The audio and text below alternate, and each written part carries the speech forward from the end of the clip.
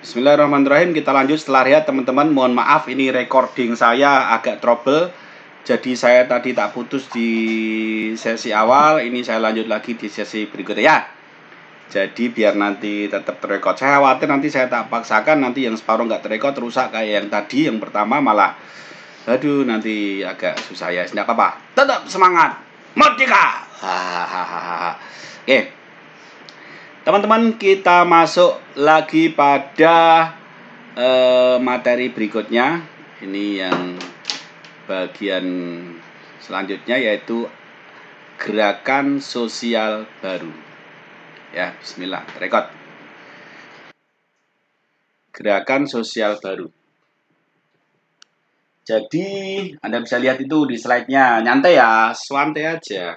Biar Anda tidak penat. Saya ngerti, Anda kerja itu penat ya. Anda kerja penat, tambah sekolah penat, stres nanti. Pokoknya intinya jangan sampai Anda naik ke MRT kemudian jungkir balik di situ lah. Janganlah. Apapun harus dikomunikasikan ya.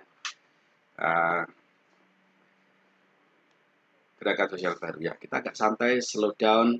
Kalau agak berat ya bisa nol ya. Anda bisa baca di situ. Saya akan sedikit terangkan. Jadi memasuki ada kan di situ GSB merupakan sarana partai partisipasi politik yang berfungsi sebagai penyalur aspirasi masyarakat yang tidak terkait dengan partai politik atau serikat kerja. Yang kedua,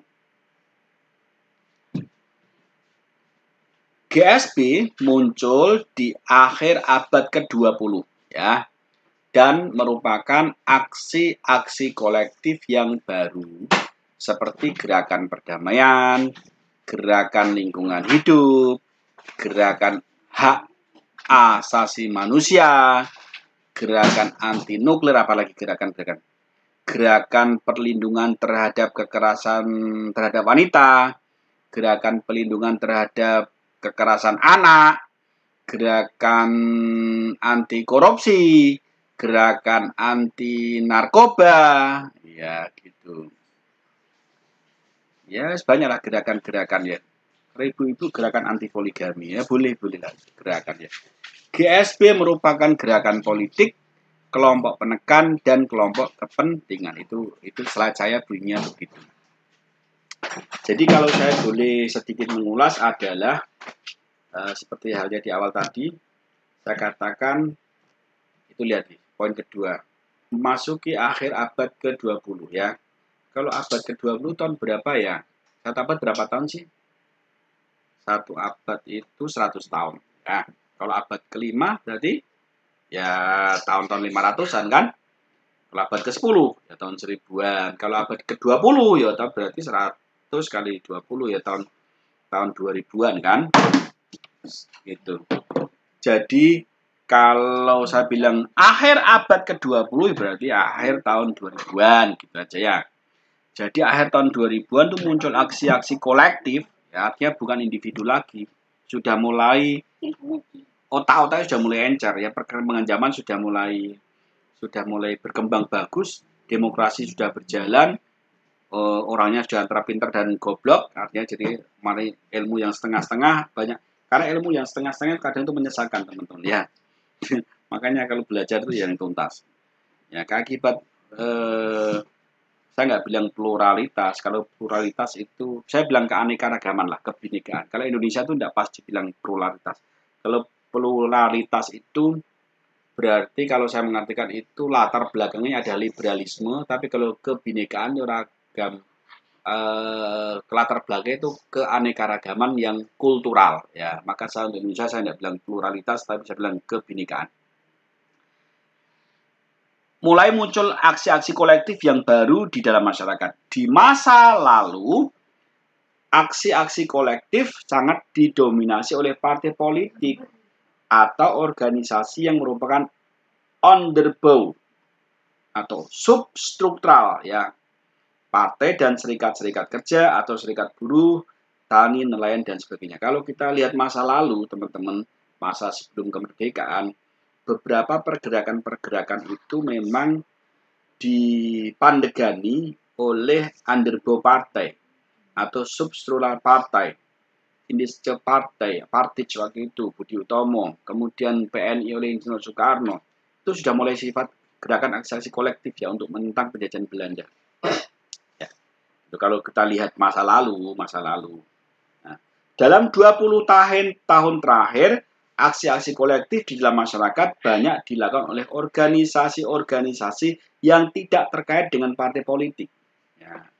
Atau serikat kerja. Jadi, kalau zaman dulu, kalau kita lihat sejarah bahwasanya pergerakan-pergerakan yang bersifat kolektif itu dilatar belakangi atau dikomandoi oleh partai-partai. PNI, Masyumi, Indische Partij, dan lain sebagainya. Budi Utomonya itu. Tapi dari akhir-akhir sejarah dari dekade ini, itu hal-hal atau demonstrasi, aksi-aksi kolektif itu tidak dilakukan dan di backup oleh partai politik atau serikat-serikat kerja. Gitu. Sudah mulai bergeser. Pola demokrasinya sudah mulai bergeser ya.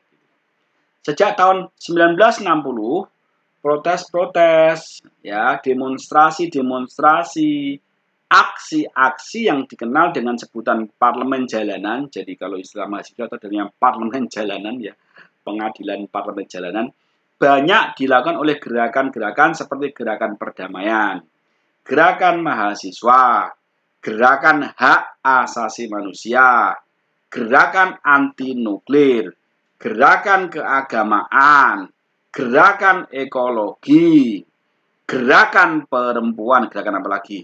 Kalau di sini ya gerakan kaum gay atau lesbian, gerakan masyarakat adat di Indonesia, apalagi gerakan kelompok-kelompok minoritas ya dan lain sebagainya ya. Jadi fenomena gerakan ini kalau kita amati mencolok dalam perpolitikan khususnya di negara-negara Eropa, Barat, dan Amerika Serikat. Indonesia belum terlalu. Kalau Anda sempat ke Prancis gitu, hampir tiap seminggu sekali ada demo, teman-teman. Karena negaranya ya luar biasa, tertib pemerintahan. Tapi ada namanya sebuah gerakan sosial GSB ini, dia selalu demo di hari-hari libur. Memang nggak tahu tujuannya apakah mengacukan suasana perpolitikan atau di dunia tertentu saya nggak ngerti. Yang pasti mereka kalau demo itu sampai terjadi kericuan. Itu saya sempat ke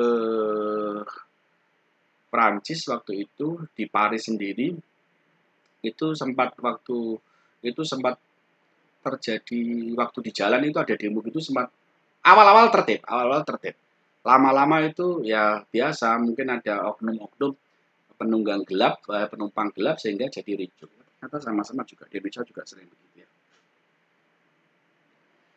Gitu. Ada banyak faktor yang menyebabkan kemunculan gerakan-gerakan GSB ini ya. Oleh beberapa ilmuwan itu dikategorikan atau dikelompokkan dengan adanya perubahan-perubahan ekonomi, sosial, politik di dalam masyarakat. Ini juga akan mengakibatkan atau menyebabkan timbulnya gerakan-gerakan gitu. Ketidakpuasan terhadap kebijakan pemerintah ini juga bisa menyebabkan timbulnya gerakan-gerakan sosial baru gitu. Beberapa teman LSM, teman saya di Indonesia sering yang pegiat-pegiat anti korupsi itu sering bawa massa naik di sebuah call pick up atau truk gitu, berdiri di depan DPR, parkir di depan DPRD atau gedung KPK, kemudian menyuarakan aspirasi mereka tentang ditegakkannya anti korupsi, ditegakkannya harus menurut isu-isu yang saat itu mereka mau perjuangkan lah, tinggal begitu. Ya, gitu. Di sektor ekonomi, perubahan mencolok terjadi dengan menurunnya peran industri barang dan berkembangnya industri jasa, pengetahuan dan informasi. Ya teman-teman, hari ini industri barang yang sifatnya produksi itu sudah mulai bergeser teman-teman ke industri jasa, industri informasi, industri pengetahuan gitu. Dulunya era industri, era ekonomi itu dipegang oleh orang-orang yang punya perusahaan yang bisa memproduksi sebuah barang, tapi era itu bergeser teman-teman. Dulu orang kaya itu orang yang tanahnya luas. Itu orang kaya, makanya jangan heran mbah-mbah kita dulu tuan tanah semua, tanahnya lebar-lebar karena mereka yang dikatakan orang kaya itu tanahnya luas. Memang trennya begitu, bergeser dengan tren era industri. Orang yang tanahnya luas belum tentu kaya. Siapa yang kaya? Yang orang-orang punya pabrik. Orang-orang yang punya pabrik memproduksi barang. Itu mereka mendominasi di bidang tatanan ekonomi. Nah, sekarang ini eranya sudah bergeser lagi, teman-teman. Orang-orang kaya itu bukan orang yang punya pabrik, tapi orang yang pintar mengolah informasi atau orang yang pintar mengolah jasa menjadi sebuah nilai sosial. Yang terakhir ini saya melihat di berita ada seorang pedagang online sampai sampai Anda mungkin lagi viral di TikTok ya, membagikan uang 100 juta dilempar-lempar begitu ke karyawan dalam bentuk THR. Bayangkan, itu dia seorang wanita usia 35 tahun, dia bukan seorang pengusaha produksi barang, bukan. Dia pengusaha atau pedagang online. Dia mengolah informasi itu ya, sehingga informasi itu bernilai ekonomis. Bahkan bisa menciptakan miliarder-miliarder baru. Ya, gitu. Eranya sudah mulai berubah ke sana ya. Nah, ini nanti akan bisa merubah pola timbulnya gerakan-gerakan sosial baru. Nah, ketidakpuasan terhadap kebijakan pemerintah atau aturan perundang-undangan ini juga bisa membuat gerakan-gerakan sosial baru, kekurang perhatian pemerintah terhadap sesuatu hal di bidang korupsi, di bidang lingkungan hidup dan lain sebagainya. Itu juga bisa membuat gerakan-gerakan sosial baru bertumbuh ya begitu. Oke. Di sektor ekonomi tadi saya sudah katakan bahwa ada perubahan bentuk dari era-era industri ke era-era jasa atau pengolahan informasi, informatika. Gitu. Di bidang sosial, kita melihat terjadinya peningkatan kesejahteraan dan perbaikan taraf hidup di masyarakat. Anda bisa lihat kehidupan saat ini, kalau dulu orang makan susah, ya toh? Zaman-zaman Orde Baru gitu kita makan ayam itu kalau ada selamatan. Anda merasa atau Anda belum lahir? Iya. Zaman dulu itu teman-teman, ya zaman saya kecil, itu dapat di orang kaya, orang miskin ya. Hampir semua rata. Ya, makan ayam kalau ada selamatan. Loh, sekarang kan enggak. Mas kalau tiap hari makan ayam ya toh, ya makan sampai kemomosan ya. Lihat ayam aja udah jenuh ya. Lihat ayam itu, muka ayam udah jenuh ya. Yang lihat musuh ya gitu. Karena saking seringnya gitu. Ada pergeseran nilai ya. Ada pergeseran lifestyle, ada pergeseran tata taraf kehidupan dalam masyarakat.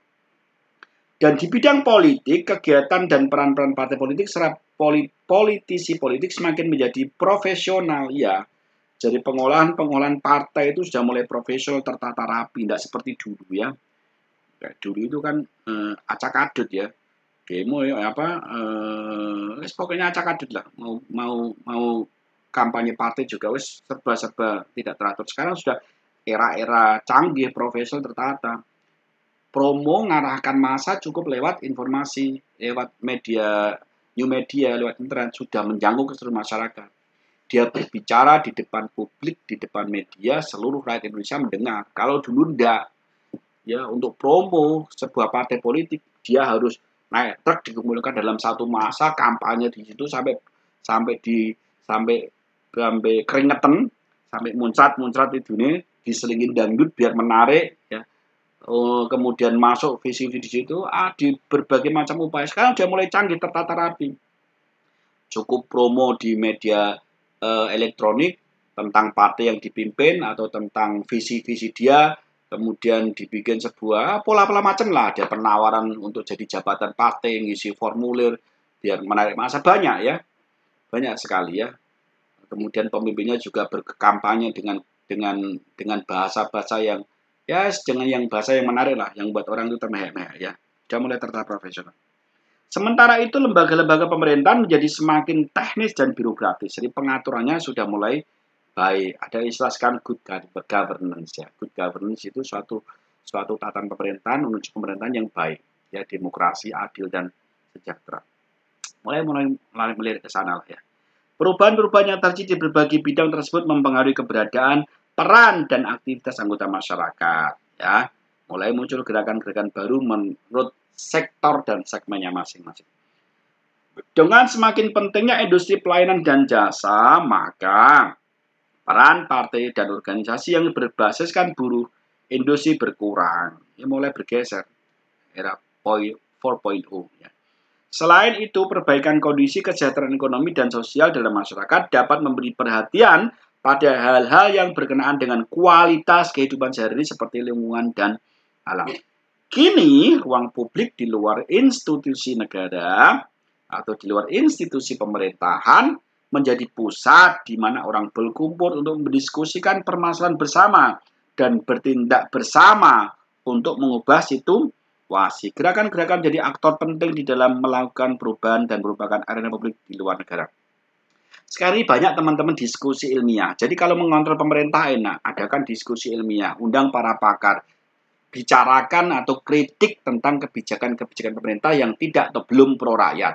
Maka dengan pola-pola begini, pola-pola sudah teratur, pemerintah bisa dikontrol, tidak harus dengan cara-cara yang kurang menjunjung tata kehidupan bernegara lah. Itu salah satu contoh dari perkembangan keilmuan saat ini ya. Itu.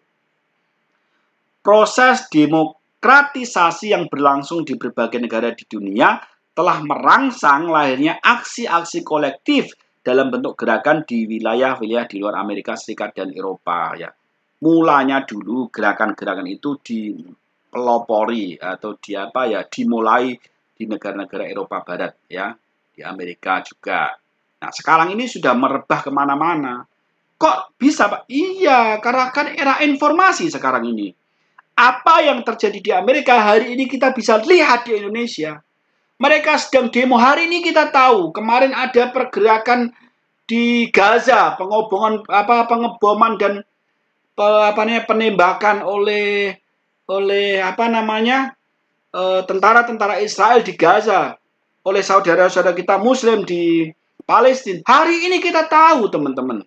Sama, kehidupan itu akan menjadi kiblat buat para penggagas gerakan sosial baru. Untuk apa? Untuk melakukannya di negara kita. Menyuarakan aspirasi mereka, di mana aspirasi itu yang pemerintah belum bisa menutup atau pro terhadap rakyat. Muncullah gerakan-gerakan sosial baru. Ya. Tuh. Demokratisasi di negara-negara yang baru lepas dari pemerintahan otoriter. Banyak dimotori oleh gerakan-gerakan yang tidak terkait dengan partai politik, tidak seperti dulu. Dulu itu orang ya, dulu baik pra kemerdekaan maupun setelah kemerdekaan pada masa-masa lalu masih yang melopori ya orang-orang pinter yang duduk di partai politik. Tapi sekarang hampir semua karena informasi itu terbatas, tidak terbatas, bisa menjangkau ke seluruh lapisan masyarakat. Banyak orang pinter dadaan, ya kadang yang langkahnya benar, kadang salah langkah, ya sebanyak hal lah. Itulah keanekaragaman demokrasi di Indonesia ya. Itu. Yang pasti Anda sebagai calon mahasiswa ilmu politik harus pintar dan bijak. Lulus bukan sebagai provokator baru di dunia perpolitikan, tapi lulus sebagai pendamai dari panasnya dunia politik. Ojo pinter alok-alok tanpa dasar. Kalau Anda mau berkomentar harus punya referensi, Anda harus jelas, harus pintar dan bijak. Jadi lulusan baru, tiap sarjana ilmu politik, bukan malah memperpanas suasana politik, tapi membuat politik itu adem. Ya, oke, itu tugas Anda. Tugas Anda ke depan. Kegiatan-kegiatan membangun kesadaran politik dalam masyarakat dan perlawanan terhadap pemerintahan yang otoriter banyak dilakukan secara terselubung oleh organisasi-organisasi non politik sekelompok teater ya dulu itu di negara-negara masih. Jadi kalau menyindir pemerintah itu lewat teater ya dan lain-lain.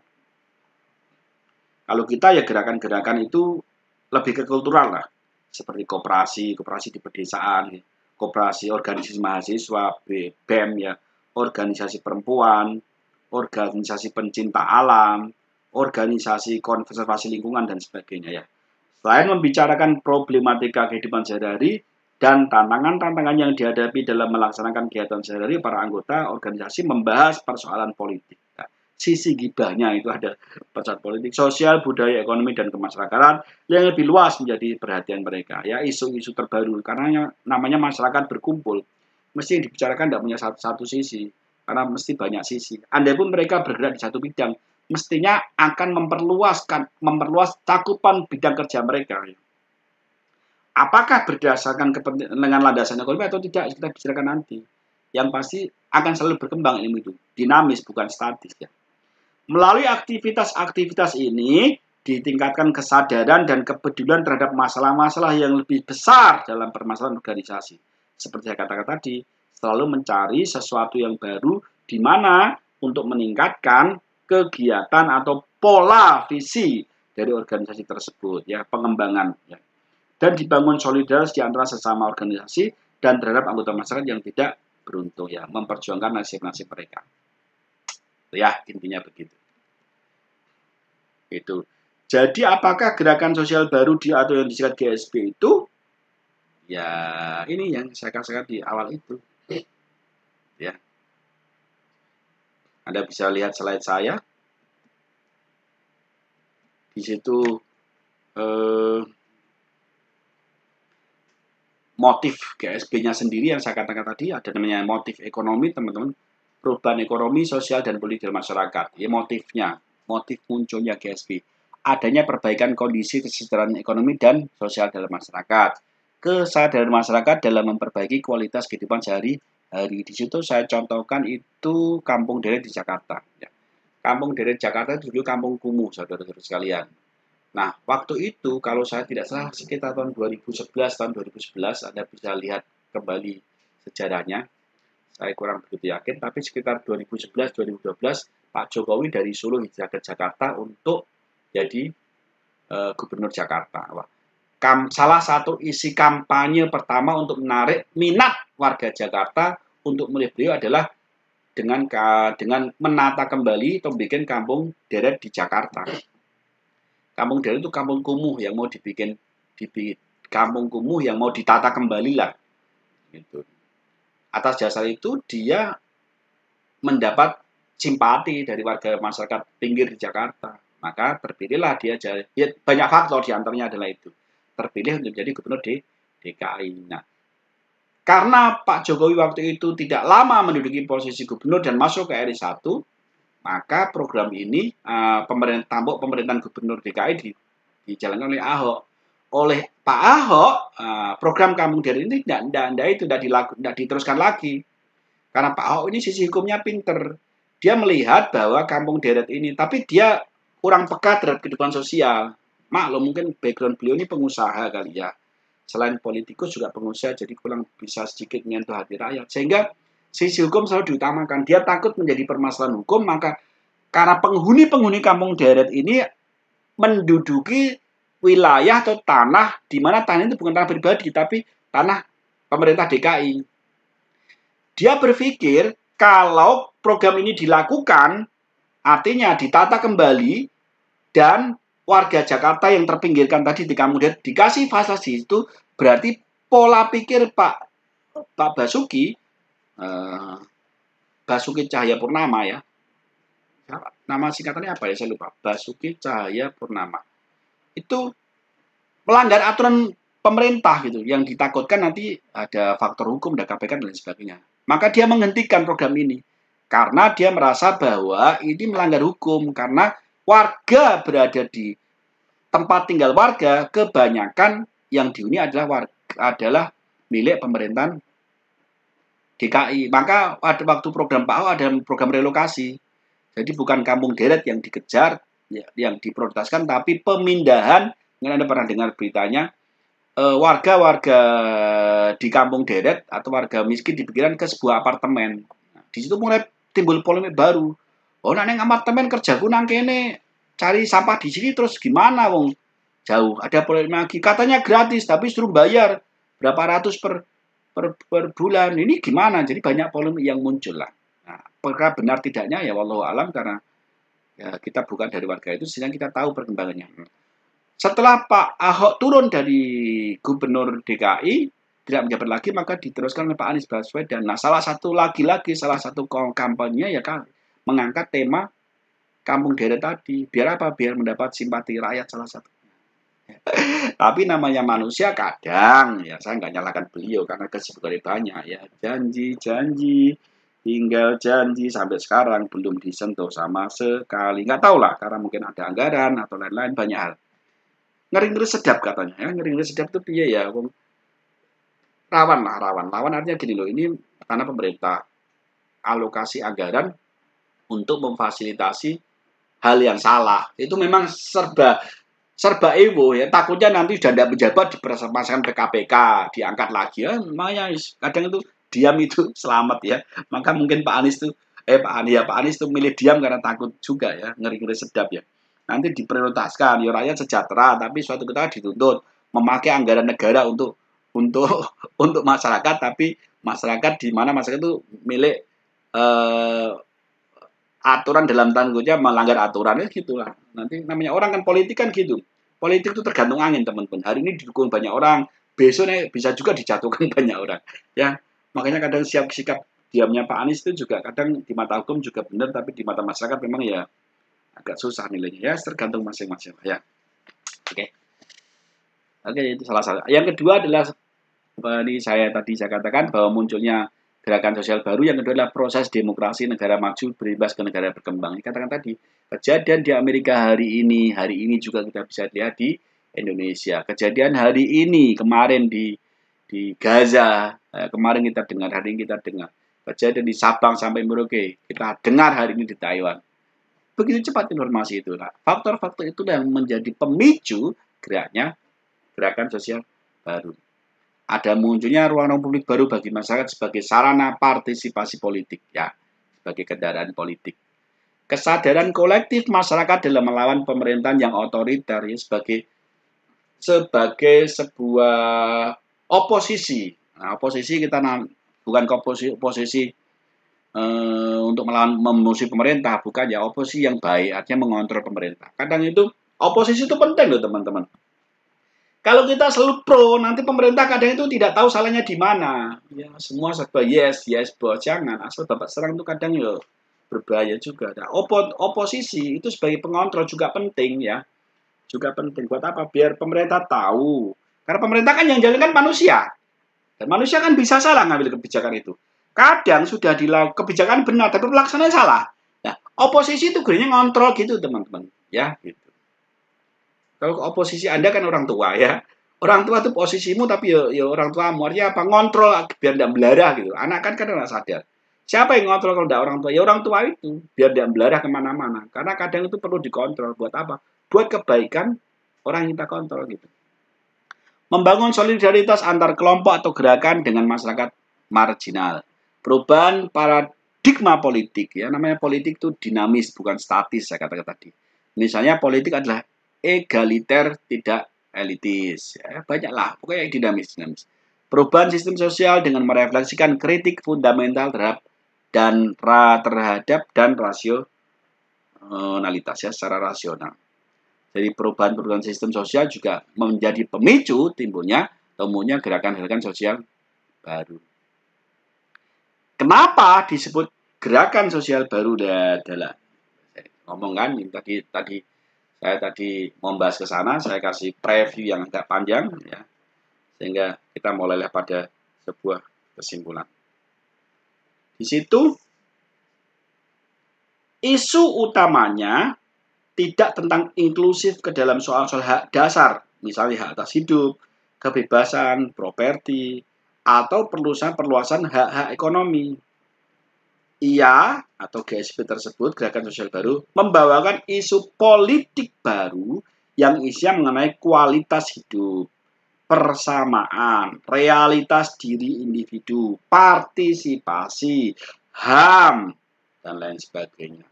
Isu korupsi, isu kekerasan terhadap wanita, isu kekerasan terhadap anak, isu banyak lah ya, banyak contohnya. Ya. Isu pekerja migran dan lain sebagainya. Ya, Anda bisa lihat di situ di slide saya selanjutnya. Format pengorganisasian dari gerakan-gerakan ini tidak mereplikasi gerakan massa dari partai politik. Dia bukan replikasi dari partai politik. Atau serikat buruh, mereka punya gerakan sendiri. Atau birokrasi yang berusaha mendapat kekuasaan lewat mobilisasi. Biasanya tidak itu. Biasanya. Tapi dalam perjalanannya kadang menunggangi itu. Nah, kadang sering ditunggangi ya. Ya, kadang sering ditunggangi. Memang sih, tapi kadang ditunggangi juga. Oh, jangankan gerakan sosial baru. Penelitian loh, teman-teman. Itu kan sudah murni murni apa murni pendidikan, ya. Tapi banyak juga penelitian yang ditunggangi oleh oknum tertentu dalam untuk tujuan tertentu gitu. Contoh yang terakhir saya dengar itu ada penelitian tentang mengkoleksi undang-undang investasi yang menghambat penanaman modal asing. Nah, jadi penelitian itu judulnya membahas tentang undang-undang mengkoleksi peraturan daerah yang menghambat penanaman modal asing. Itu kan sudah ketok. Sudah ketok itu apa ya? Sudah terlihat ya. Ya, bahasanya agak intelek biar Anda paham ya. Kalau saya intelek sangat nanti Anda malah dengar ya. Jadi ada sebuah penelitian itu mengoleksi perda-perda peraturan pemerintah yang menghambat laju investasi penanaman modal. Itu kan sudah jelas yang punya kepentingan siapa kan. Perda sing agak angel mulai dikumpulkan, dikritik, kalau bisa disingkirkan. Itu mulai ya.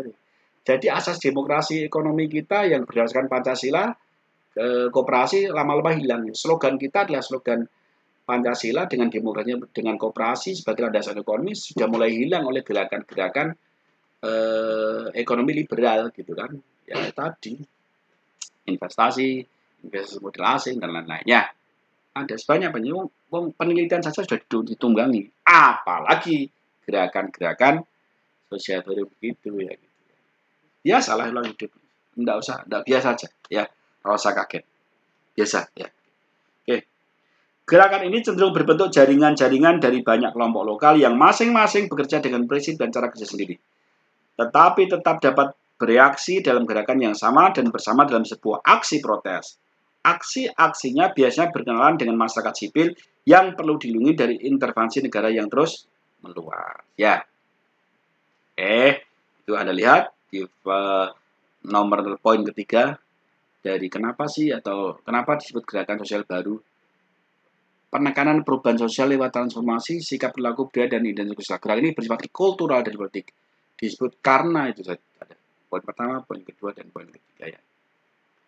Ciri-ciri gerakan sosial baru teman-teman. Ternyata ini ada ciri-ciri. Cirinya bagaimana Pak? Anda coba lihat di situ. Ya.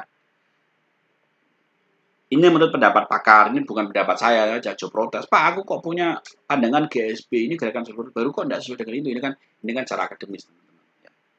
Tapi mestinya akan cerempet-cerempet besar. Namanya juga ciri-ciri itu tidak semua. Boleh 1 poin, boleh 2 poin, boleh 3 poin. Tapi yang jelas tidak mungkin semua poin lah ya. Karena gerakannya, versi gerakan dan ruh gerakannya mesti berbeda-beda. Ya, tujuannya juga berbeda-beda. Jadi mungkin ada 1-2 poin yang sama. Bagaimana kita dapat mengenali gerakan sosial baru ini? Apa yang menjadi ciri-ciri dari gerakan yang dapat dikategorikan sebagai GSB itu gerakan sosial baru? Ya. GSB ya, bukan GBK ya. GBK kan gerakan pengancur keamanan. GBK itu gerakan pengancur keamanan. Ini GSB, gerakan sosial baru. Tamu nanti lagi belayang kemana-mana, elingi GBK ya. Gerakan sosial baru, GBK, GSB. Sejumlah ciri yang tampak dalam gerakan-gerakan yang dapat digolongkan ke dalam GSB, ini menurut seorang pakar, Hank Johnston, juga Enric Laran, ya Enric Larana juga boleh, Enric Laran, atau Joseph Gasville, dalam bukunya tahun 1994, ciri-cirinya itu di antara yang saya sebutkan di slide.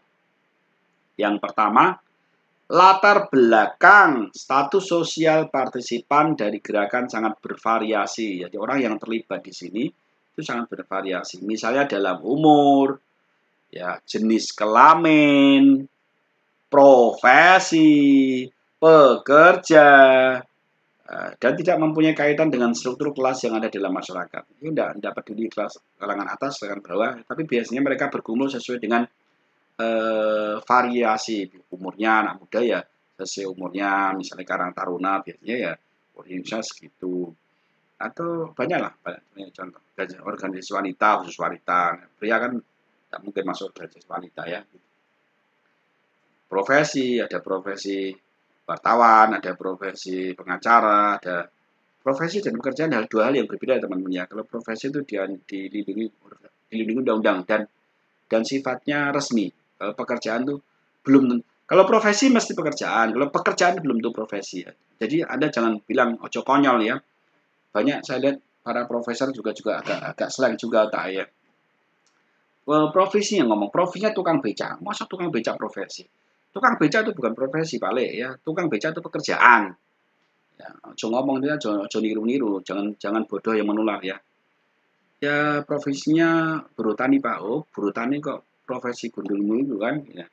Profesi itu yang sebuah pekerjaan tapi yang diatur oleh undang-undang. Kenapa? Karena ada undang-undang yang mengatur, gitu loh. Tapi pekerjaan kan tidak semua yang mengatur. Contoh, perawat, advokat, wartawan, itu ada undang-undang sendiri yang mengatur.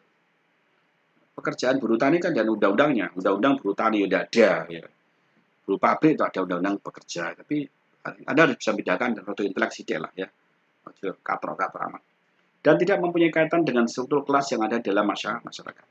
Yang kedua, ciri kedua, tidak mempresentasikan ideologi tertentu, ya khususnya yang terkait dengan gerakan-gerakan kelas pekerja seperti Marxisme, aliran-aliran Marxisme ya, sebagai unsur pemersatu dan penggerak untuk melakukan aksi kolektif, menunjukkan adanya pluralisme gagasan dan nilai dan cenderung berorientasi pragmatis. Nah, tidak mempresentasikan ideologi tertentu. Kalau mempresentasikan ideologi tertentu berarti nanti masuk partai. Ini bukan partai ya. Ini jadi makanya tidak. Meskipun dulunya partai itu juga bermula dari GSI. Boleh jadi dari kumpulan-kumpulan yang tidak resmi, kumpulan-kumpulan satu ide gitu, kemudian ayo untuk partai ayo, diresmikan, daftarkan. Dulunya mungkin, tapi sebelum jadi partai ya namanya GSB ini. Komunis juga sama di Indonesia dulu berkembang teman-teman. Sebelum tercipta partai politik komunis ya dunia berupa ide-ide begitu, ide Marxisme namanya ya. Ide komunisme. Tidak menggunakan isu ekonomi, tapi lebih pada isu-isu simbolik dan budaya. Ini teorinya. Pada kenyataannya namanya orang yang sama. Satu di partai politik, satu di GSB. Ilmu partai politik, omongannya ceplos-ceplos dibawa ke GSB. Ya, campur baur akhirnya. Sebenarnya itu namanya manusia. Tapi dalam konteks cirinya begitu. Ya, gitu. Kenapa? Karena nanti mestinya dalam pembahasannya agak nyamperin ke partai politik dan lain-lain namanya manusia, tapi pelaksananya nanti biasanya koridornya kembali lagi ya gitu. Keterkaitan di antara individu dan kolektivitas tidak jelas, remeng-remengnya. Lebih menekankan identifikasi diri yang bersifat individual dalam gerakan-gerakannya. Misalnya dalam gerakan mahasiswa, perempuan, nah, kalau di Taiwan ada kelompok gay, lesbian, atau tidak ada basis struktural dan kelas yang jelas bagi pendukung gerakan. Nah, pokoknya gerakan ini remeng-remeng, ini juga orang resmi. Gitu. Meskipun ada gerakan tapi tidak resmi ya, tidak resmi maksudnya tidak didaftarkan di sebuah organisasi politik atau organisasi profesi dan lain-lain. Melibatkan aspek-aspek personal dan yang intim di kehidupan manusia dan bergerak ke wilayah kehidupan sehari-hari. Misalnya berfokus pada aborsi, hak untuk mendapatkan udara yang bersih, menyuarakan demo, udara yang bersih, pabrik jangan sampai ya banyak hal lah. Air yang kotor misalnya, ini di pabrik A kotor, mohon pihak DPRD setempat menangani. Ya, isu-isu begitu, dia dikoordinasi secara lokal untuk menyuarakan isu-isu begitu ya. Hak untuk mendapatkan informasi tentang pengobatan alternatif, hak untuk mati dan sebagainya. Banyak hal lah, pokoknya ini salah satu dari pembahasan-pembahasan yang mereka perjuangkan untuk menurut latar belakang mereka lah ya. Menggunakan taktik mobilisasi tanpa kekerasan. Ada di situ ya. Menggunakan taktik mobilisasi tanpa kekerasan. Misalnya menganjurkan civil disobedience. Melakukan protes dengan melakukan dramatisasi atau karakter teater. Banyaklah teater jalanan. Anda perlihat bikin teater mahasiswa itu di jalan yang menceritakan apa sambil demo gitu kan. Untuk mendukung dari apa yang dia perjuangkan atas dasar menentang kebijakan yang telah ditetapkan oleh pemerintah dan lain sebagainya. Pengorganisasian dan penyebaran organisasi gerakan sosial baru berkaitan dengan krisis kredibilitas ya. Krisis lihat perkataan saya, kritis kredibilitas ya. Semoga enggak terputar-putar kredibilitas ada kredibilitas saluran partisipasi tradisional dalam demokrasi. pengorganisan dan penyebaran organisasi-organisasi gerakan sosial berkaitan dengan krisis kredibilitas. Jadi adanya suatu hal yang ditentang dan diperjuangkan akibat kekurang percayaan terhadap kebijakan-kebijakan pemerintah. Bahasanya ngono lah kira-kira. Organisasi gerakan sosial baru biasanya terdesentralisasi, segmented ya, tersegmen, diffuse. Selain itu juga bersifat otonom, lokal dan tidak mempunyai ikatan dengan organisasi tingkat regional dan nasional. Ini biasanya sifatnya lokal-lokal lah, ya. Nggak sampai kayak serikat-serikat. Ada juga seperti serikat buruh, tapi kan itu sudah didaftarkan ke di kementerian, dan didaftarkan di Kemenkumham. Jadi sudah bukan GSP lagi kalau saya bilang itu ya. Ini sudah apa ya? Meskipun itu nanti apa sih sudah saya bilang sudah namanya ya memang sih di dunia politik namanya masih rancu ya teman-teman, tapi bagi saya yang sesuatu sudah daftar di Kemenkumham dan resmi itu bukan GSP lah, sudah terorganisir soalnya organisasi resmi itu ya. Kalau GSP itu masih belum didaftarkan. Mahasiswa kan BM kan namanya menggaung, tapi kan hanya sekedar BEM, Badan Eksekutif Mahasiswa, tidak sampai daftarkan ke Kemenkumham, BEM, Undip, BEM, UI kan dah, pokoknya ya ono wujude meskipun taruh badan hukumnya ngono ya gitu. Gitu teman-teman. Nah, sekarang kita akan bahas tentang civil society. Ya. Apa sih civil society? Nah, kita baca di situ. Konsep civil society dikaitkan dengan diskursus tentang masyarakat dan sistem politik yang demokrasi. Ya. Kenapa sih civil society itu penting? Nah, di situ saya tulis di situ. Karena berkaitan dengan diskursus. Diskursus itu apa sih Pak? Wah, bahasa kok uangnya lah.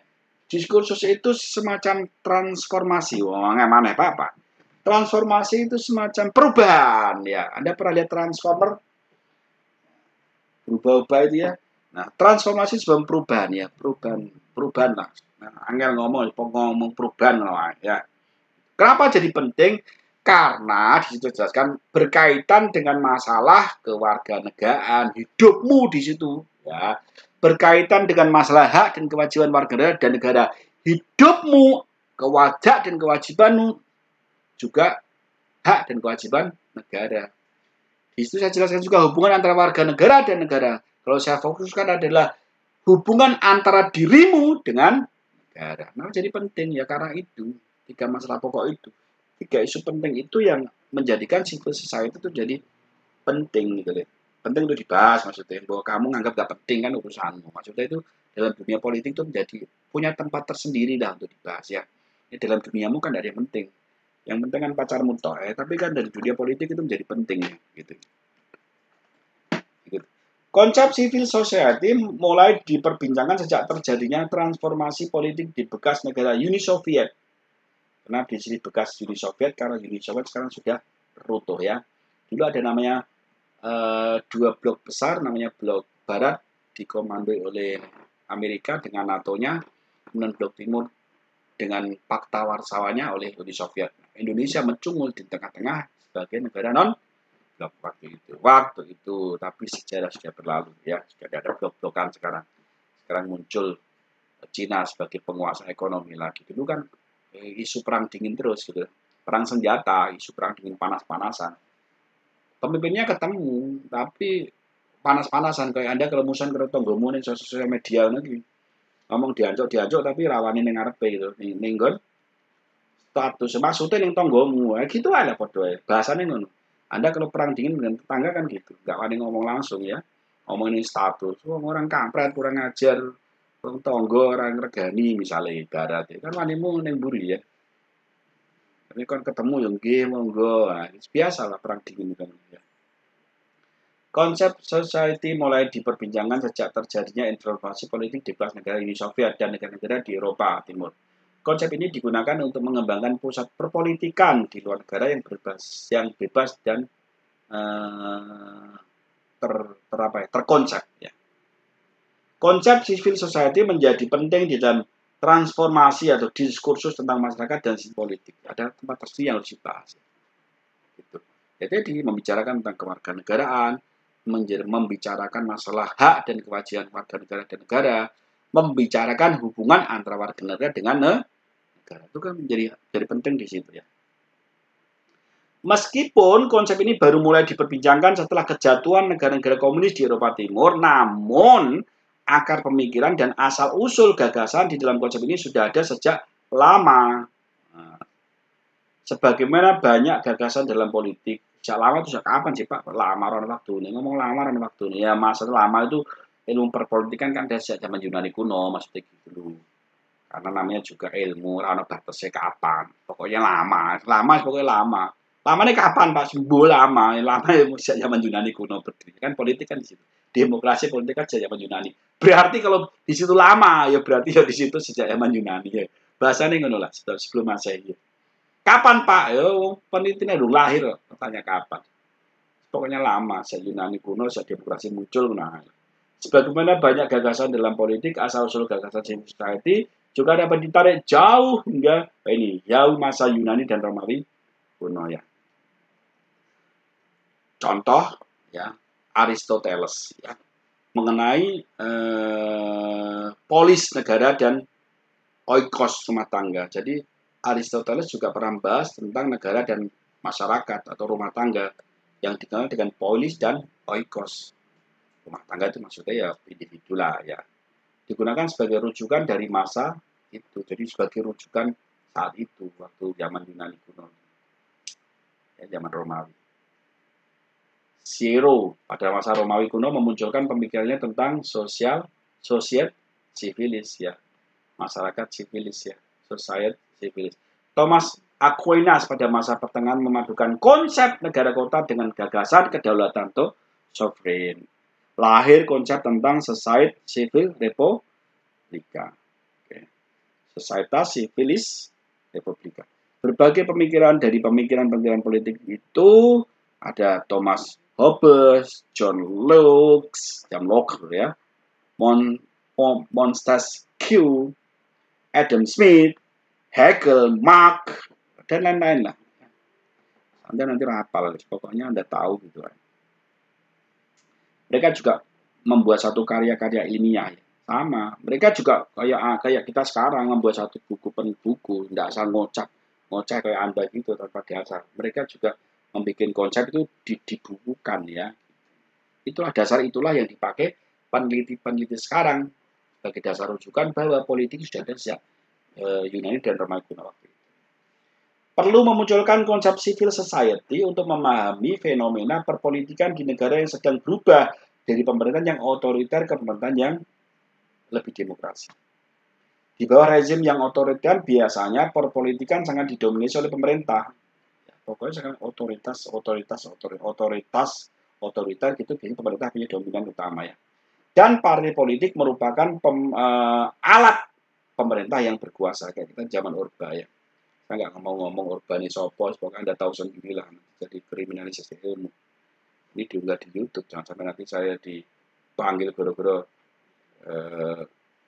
dikabarkan menfitnah. Enggak, ini kan ada dasar ilmunya gitu kan.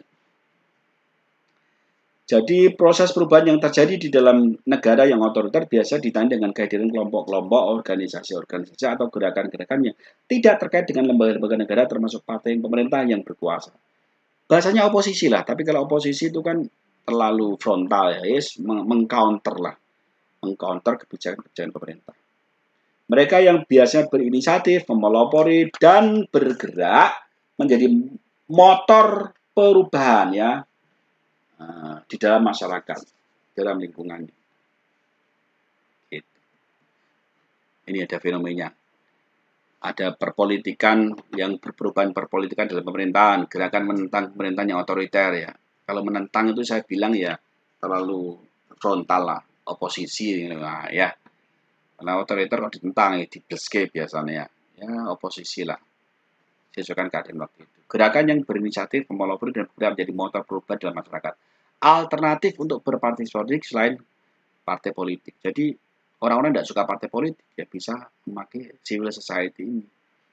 Atau tidak punya kesempatan, bukan tidak mau ya. Orang kan kadang tidak terlibat karena tidak punya kesempatan lah. Gitu. Alternatif bentuk partai politik di luar negara.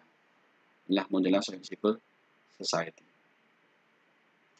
Jadi sebenarnya definisi civil society itu apa sih, gitu ya? Ini menurut pendapat Cohen dan Arato, civil society sebagai wilayah interaksi sosial. Nah, ini yang saya lihat, saya tulis di situ. Lihat, wilayah interaksi sosial di antara wilayah ekonomi dan negara yang di dalamnya mencakup semua kelompok-kelompok sosial yang paling intim keluarga. Yang paling intim itu keluarga namanya.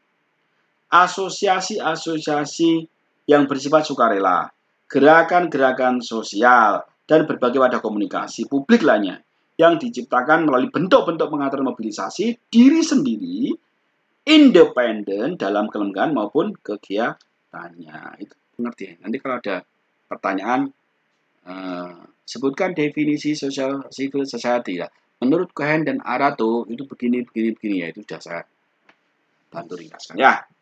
Juga kalimat dewe. Nek yang ada ujian itu jangan buat dalam ujian gini. Untuk diskusi boleh lah. Nah, ini ada beberapa definisi sosial civil society juga. Ini saya ringkas juga. Jadi di dalam civil society sebagai unsur dalam masyarakat akan bekerja sama, ya, membangun ikatan-ikatan sosial di luar lembaga resmi, di luar kepartaian maksudnya, menggalang solidaritas kemanusiaan. Ya, banyak. Kan sekarang kan banyak ya.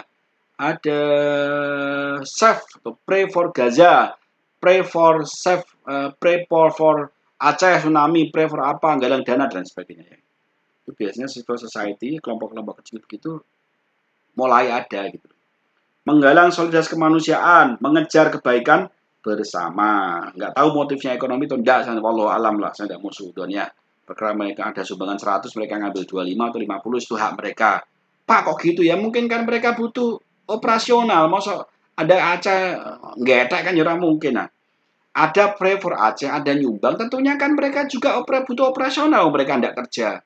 Ya kalau ngambil sedikit-sedikit lah ya wajar lah, yang penting jangan ngambil agak-agak ya, sekedarnya lah. Pray for Aceh, pray for apa namanya itu, pray for Malang kemarin itu, ngumpulkan sumbangan. Pak, itu kan sing itu ngambil untung enggak Pak? Terserah mereka lah, mereka yang ngadakan, kok tanya saya.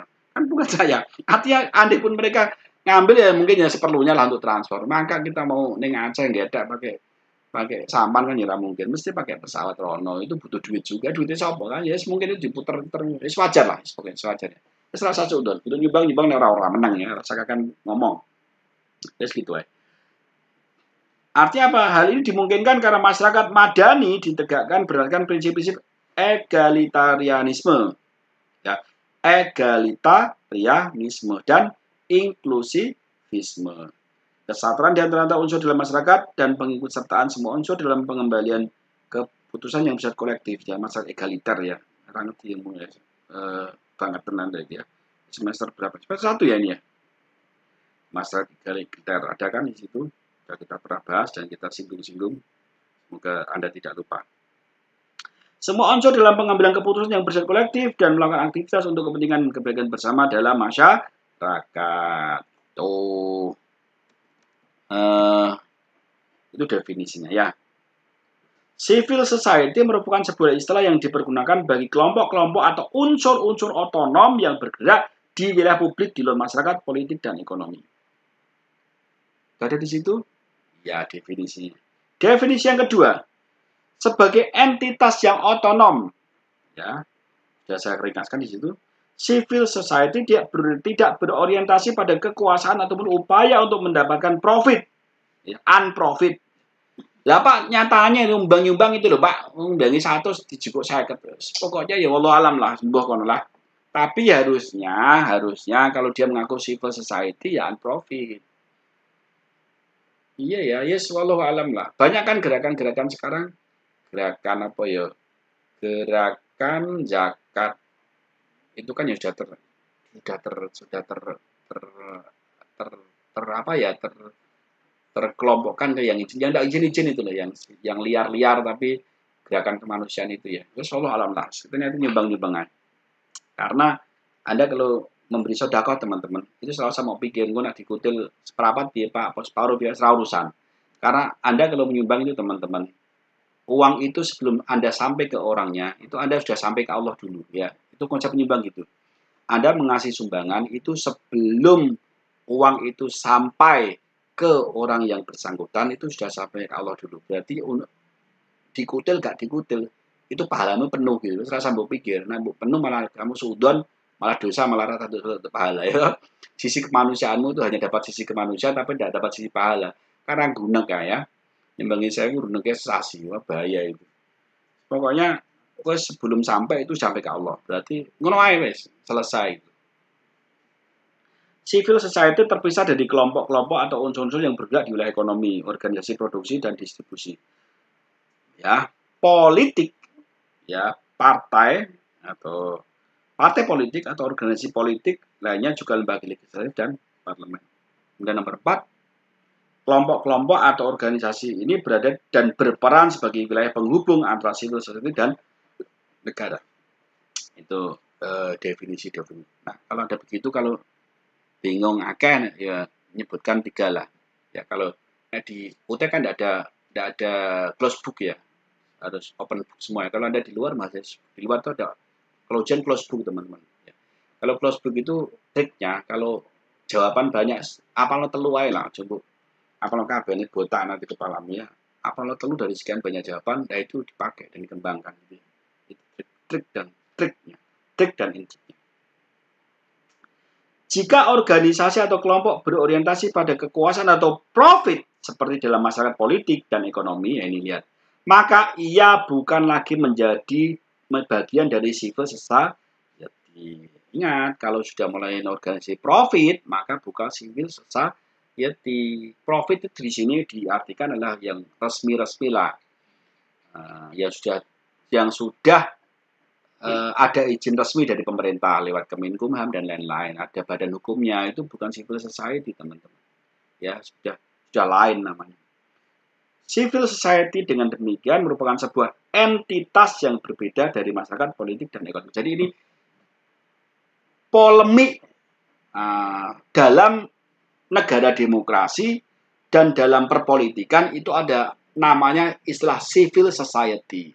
Nah, Anda cukup tahu, oh civil utamanya civil society itu toh, ngono ae Mas. Ya. Ora terus ditulis organisasi civil society, pergerakan pembela perempuan yang teraniaya, tidak ada, orang gitu. Anda tidak bakal ketemu pelang itu. Pokoknya Anda tahu bahwa pergerakan itu non profit, itu civil society, ngono ae ya. Kalau civil society dibedakan dari masyarakat politik dan masyarakat ekonomi, mengapa ia perlu dipelajari dalam studi ilmu politik? Ya, Pak, mau apa dipelajari, Pak? Kan itu bukan bagian dari ilmu politik, Pak ya.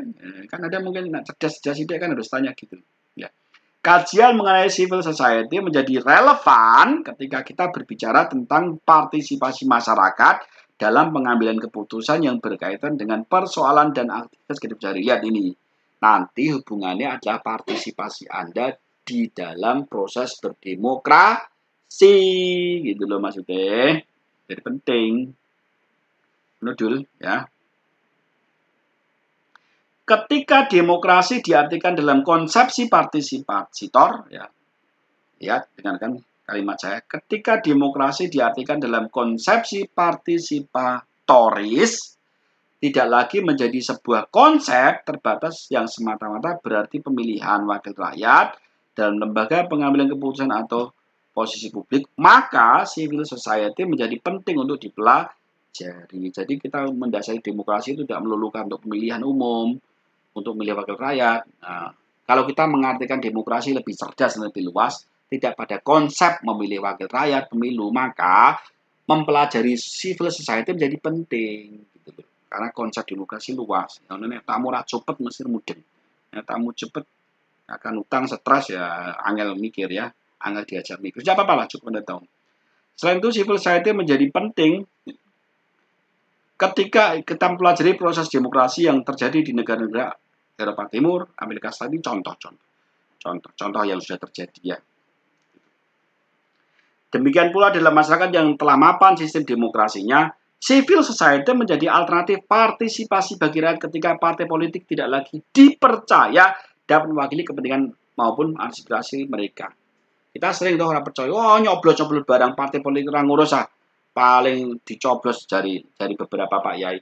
Nyoblos itu kayak nyoblos biting, kayak nyoblos Kayak nyapu kayak kita kayak biting jadi.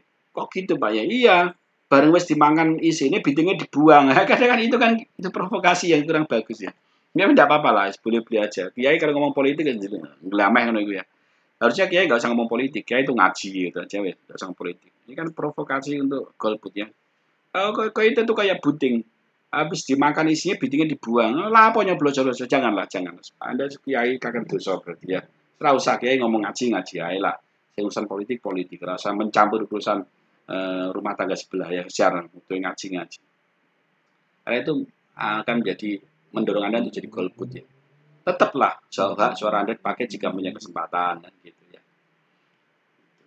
Jadi memang beberapa orang memang sih artinya memang gitu mungkin dibantah kan memang begitu ya begitu tapi rasa di ngomong no loh maksudku itu biasa aja itu wes rupa-rupa pernik-pernik di dunia ngono iku rasa diomong no kadang itu sesuatu tuh cukup dibatin tapi tidak perlu diomong no ya kayak kentut itu cukup dibatin apa bau gitu nah ngomong no ya ribut saya kentut yang merasa tersinggung kan kalau kamu ya karena dipermalukan yang wis ngono iku lah bahasane ngono ya jadi ada yang dirasa cukup wah gak enak wis ngono ae rasa gembor-gembor karena kalau waktu gembor-gembor Anda mempermalukan orang ya wis oh baunya gak enak wis ngomong aja cukup dirasakan kadang itu begitu teman-teman memang begitu sih kadang itu kayak gitu baru coblos baru dibuang ya kita promosi dengan janji politik nanti saya akan mensejahterakan masyarakat gajiku untuk masyarakat daerah pilkada saya begitu dilantik itu loh lali janji ini ya gitu magdabrus gitu tidak usah ngomong no akan jadi ribut terus biasa aja oh cangkeman wis pokoknya ngono iku lah memang karakternya ngono dibatin ae ya. Memang sih memang kadang itu masyarakat menjadi objek begitu tapi ya inilah bagian dari demokrasi ya wis dibatin ae lah ya gitu. Nah, orang-orang yang tidak percaya akibat hal-hal begitu maka civil society bisa menjadi sebuah wadah untuk beraspirasi lah. Misalnya dulu pernah dijanjikan bahwa setelah terpilih nanti kemapanan ekonomi atau akan diperhatikan tentang hak-hak wanita atau akan diperhatikan tentang kekerasan dalam rumah tangga akan mendapat prioritas khusus. Tapi setelah terpilih ya santai sebelumnya dan setelahnya tidak ada perubahan keadaan ya kadang lah muncullah gerakan-gerakan wanita yang mempelopori itu gitu sebenarnya nyindir cuma nyindir halus gitu ya nah bahasa sederhana itu lah rasa intelektual nah terlalu intelektual nanti malah bingung ya jadi gitu teman-teman what time is it oh 21.54 ya jam berapa sebentar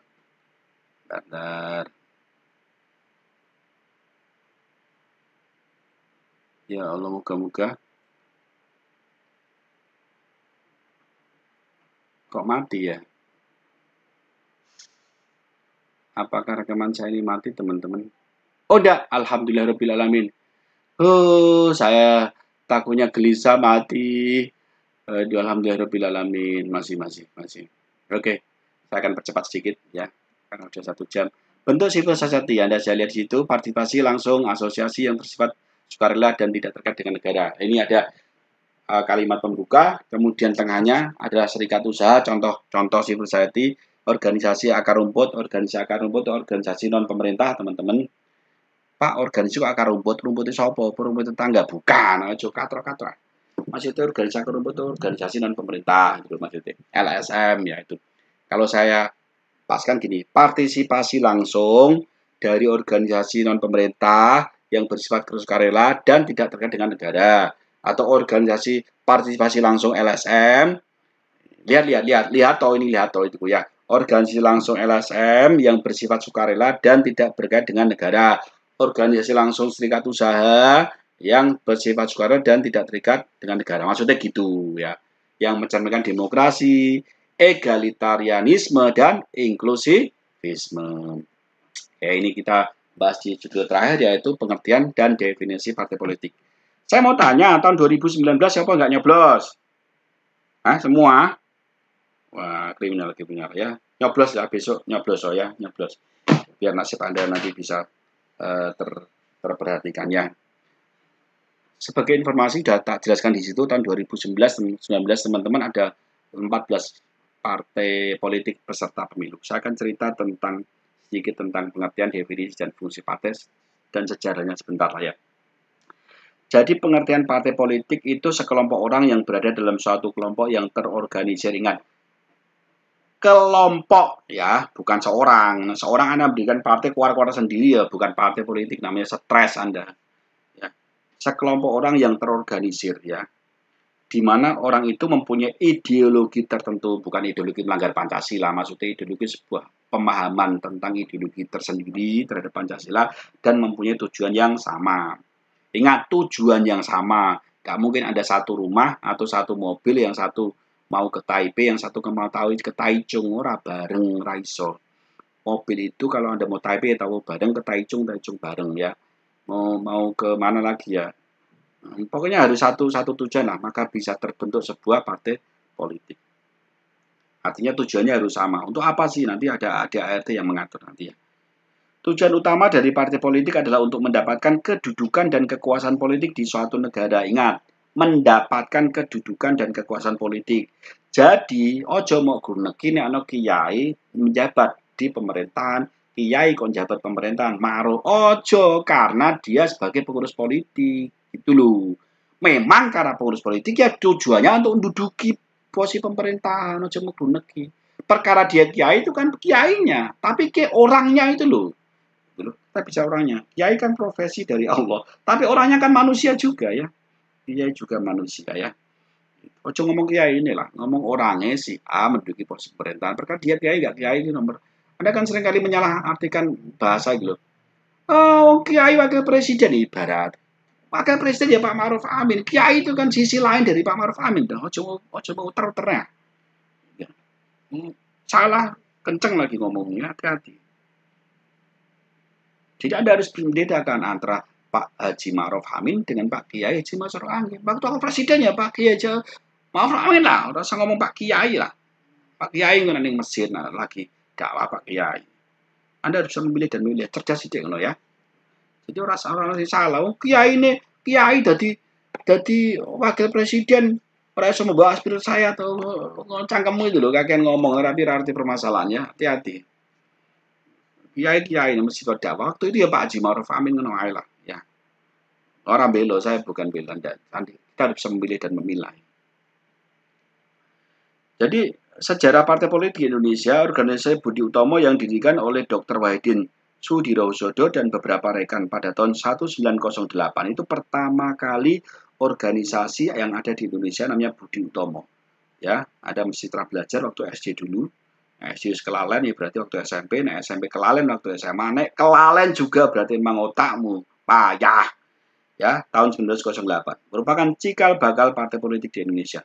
Walaupun pada awal pembentukannya Budi Utomo bukanlah organisasi terjun dalam dunia politik. Nah, namun para pakar sejarah itu setuju bahwa Budi Utomo itu merupakan bagian dari partai politik. Kenapa? Karena dia bertujuan mengentaskan kemerdekaan Indonesia ya. Cuman waktu itu kan belum merdeka, jadi masih untuk ngomong politik juga masih terlalu dini lah, masih terlalu dini. Jadi masih terlalu dini ngomong politik karena masih dalam kekuasaan pemerintahan Belanda ya. Partai politik yang pertama kali lahir di Indonesia adalah partai politik yang didirikan oleh 3 serangka, yaitu Dr. Cipto Mangunkusumo, Dr. Setiabudi, dan Ki Hajar Dewantoro. Apakah itu? Anda kalau saya ingat lagi, yaitu Indis Kepar Partis, 25 Desember 1915 ya. Jadi 25 Desember itu bukan berarti hari Natal saja, karena 25 Desember itu juga memperingati hari lahirnya Indis Kepar Partis di Bandung ya, 1912. Partai politik yang berdiri pada zaman penjajahan Belanda selalu dilingkupi oleh perasaan cemas dan tidak dapat hidup dengan damai. Hal ini dikarenakan partai itu mempunyai tujuan utama menggulingkan pemerintahan Belanda ya secara politik ya. Dengan menyuarakan di forum internasional tentang kemerdekaan Indonesia, mulai ada percikan-percikan api. Pada akhirnya pada pemimpin dari tokoh partai pertama di Indonesia ketiganya diasingkan ke Bangka, Kupang, dan Banda. Pada akhirnya juga, ya karena masih diasingkan di Indonesia kok pergerakannya masih masif, pengikut-pengikutnya maka dibuanglah ke Belanda. Kalau Anda kan tidak dibuang ke Taiwan, tapi membuangkan diri ke Taiwan. Ini benar-benar dibuang ke Belanda, teman-teman. Karena berjuang pengen memerdekakan Indonesia. Kalau Anda membuangkan diri ke Taiwan untuk memperjuangkan nasib ekonomi Anda, beda ya. Kelasnya aja beda ya. Tapi apapun itu, Anda punya suatu visi yang sama ya, supaya merdeka dari ekonomi ya, supaya keturunan kita lebih baik. Luar biasa. Apresiasi banget ya. Buat Anda ada sebuah huge apresiasi buat Anda. Sejak saat itu mulai banyak bermunculan organisasi. Jadi setelah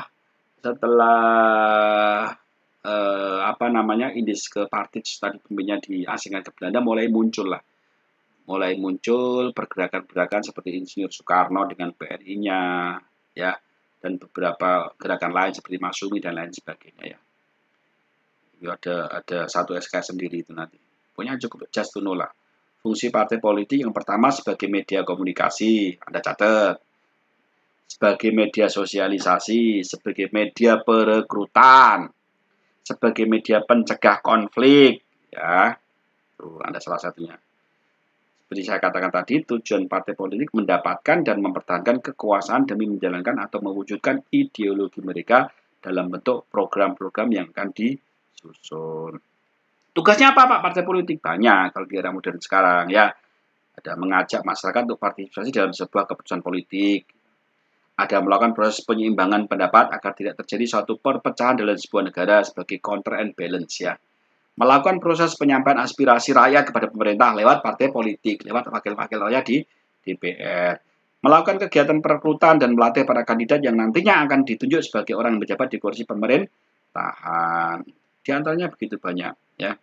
Pak, partai politik Indonesia apa saja? Ya, 14 ya tahun 2019 pemilu itu ada PDI, Gerindra, PAN, Partai Berkarya, Demokrat, GPI, Hanura, Golkar, PKS, Nasional Demokrat ada sendiri, Partai Persatuan Pembangunan, kayaknya dulu P3 ya ini ya. Persatuan Indonesia, Solidaritas Indonesia, PKB, dan lain sebagainya. Dan itu ya PKB, bukan dan lain sebagainya, 14 tahun itu. Maksudnya dan lain sebagainya itu ada Partai Bulan Bintang yang dulunya ada, sekarang tidak ada gitu ya. Jadi ada dua partai yang waktu itu tidak lolos teman-teman, yaitu Partai Bulan Bintang dan PKPI. Sebenarnya partai lama ya Partai Bulan Bintang ini. Di bawah kepemimpinan Pak Dr. Yusril Ihya Mahendra. Luar biasa. Tapi mungkin ya namanya dinamika politik Indonesia, naik turun angin juga tidak tetap ya, kemungkinan juga begitu ya. Yang diprediksi itu bisa lolos, ternyata ada kesalahan, tidak tahu kesalahannya internal apa sehingga tidak bisa mendaftarkan diri sebagai peserta pemilu. Ya, teman-teman, ini sekilas tentang tema kita, pertemuan kita pada modul kelima ya. Anda ini tugas 2. Nah, tugas 2 itu pada sampai kalimat ini mati tadi itu ya, mati sehingga rekod saya unsafe, makanya saya ulang lagi di sini biar Anda rodo mudeng, nek mudeng saya tidak yakin lah. Rodo mudeng sudah bagus. Namanya juga mencari ilmu, mencari itu dapat orang masalah, carilah lagi aja stres. Pak aku ora mudeng, Pak. Orang masalah, namanya mencari ya. Nah, mudeng malah nanti malah mencurigakan. Karena tidak mudeng itu maka harus mencari. Pak, tidak dapat Pak. Ya cari lagi, juga tidak dapat kan. Itu tidak usah putus asa lah, santai, biasa aja ya. Karena kita manusia. Karena Anda juga, saya tahu Anda sibuk ya, sudah kerja capek. Jangankan mudeng ya, membuka buku aras-arasan ya. Membuka buku aja tidak aras-arasan gimana mau mudeng kan. Wis pokoknya Anda dengarkan ya, saya ngoceh. Ya, biar nyangkau sedikit-sedikit ya. Ini tugasnya buat tulisan minimal 1 halaman tentang sejarah partai politik di Indonesia. Lakukan browsing internet untuk mendapatkan tambahan materi. Jangan lupa cantumkan sumber referensi kalau perlu pendapatmu ya. Tugas diupload pada LMS pada 16 Mei 2021 ya. Oke, ojo lali. Rek.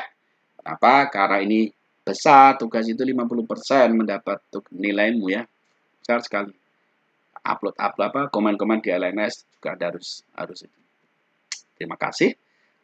Jangan lupa LMS itu ada namanya forum diskusi, itu juga nilai partisipasinya tinggi ya. Absenmu ya, meskipun setengah nyawa, harus Anda penuhi, jangan sampai kurang dari 5 kali masuk, karena Anda nol nanti ya. Kasihan kan bayarnya utuh tapi harus kurang lagi, ya gitu ya.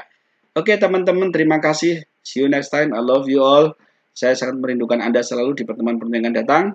Semoga ilmu kita sekarang bermanfaat, membawa kemaslahatan buat Anda, juga keluarga Anda, anak suami Anda. Salam terbaik saya buat orang-orang yang Anda cintai. Salam terbaik saya buat orang tua yang mensupport Anda. Salam terbaik buat suami-suami Anda.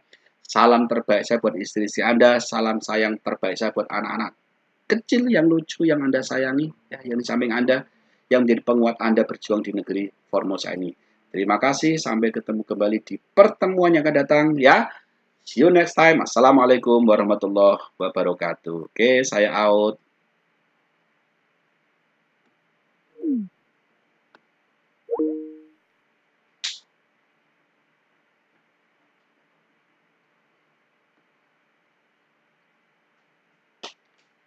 Saya mau out berarti ini. Oke. Oke, see you teman-teman.